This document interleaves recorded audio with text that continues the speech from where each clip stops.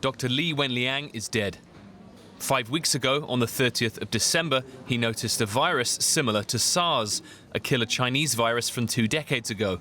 He posted a warning on a Weibo group for fellow doctors.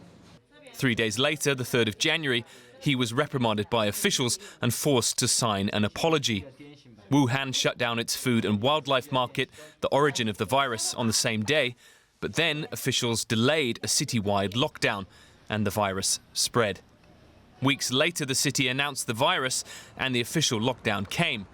According to statistics, that was too late. The virus is now rapidly spreading through China, although it's stabilized in other countries. And the virus is killing people. Dr. Li, one of many. In life, he sparked a national conversation about freedom of speech in China, and in death, he's become a national hero. I deeply regret his death and feel very sad. We need to see if his death can change anything, and I hope he did not die in vain.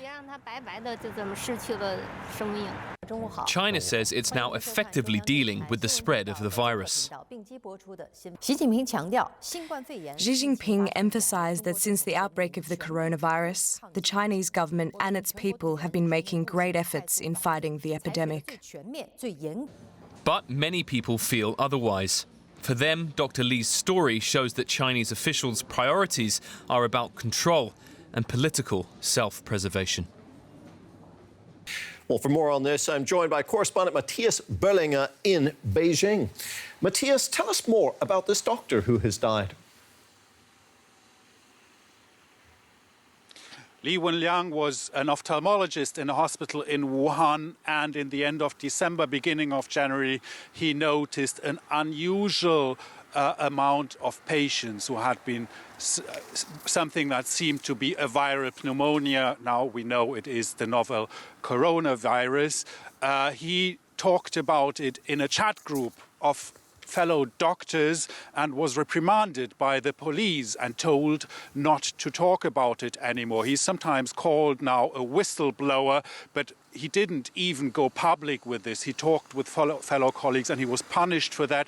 3 weeks later, the government had to admit that this pneumonia is far wider spread than anybody would have thought, and that its attempts to cover it up had allowed it to spread. And then we have this massive lockdown of many places in China, these massive inconveniences for everybody, and this fear of a new disease that hits everybody. This is what makes his story so touching to people here. Well, there is a lot of interest in this story. Of the hundreds of people, though, who have died from this virus now, why is this one particular doctor's death getting so much attention?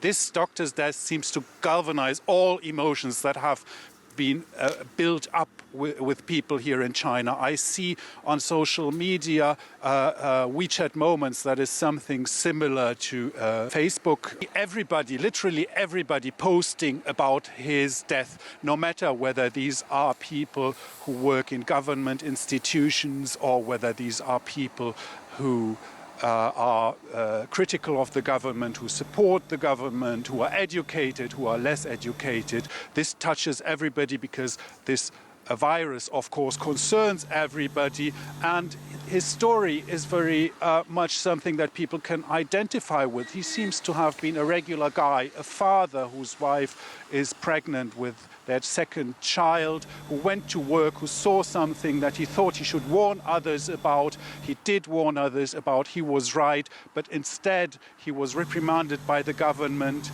and his warning was not listened to, and this is why everybody is in this situation. He is something like a martyr of how the government has handled this coronavirus.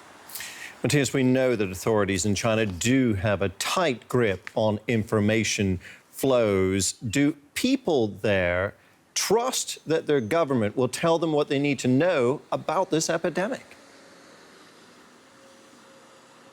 This death and the reactions to it show that people do not trust the government. He has said the truth. The government has lied. This is what stirs up the emotions.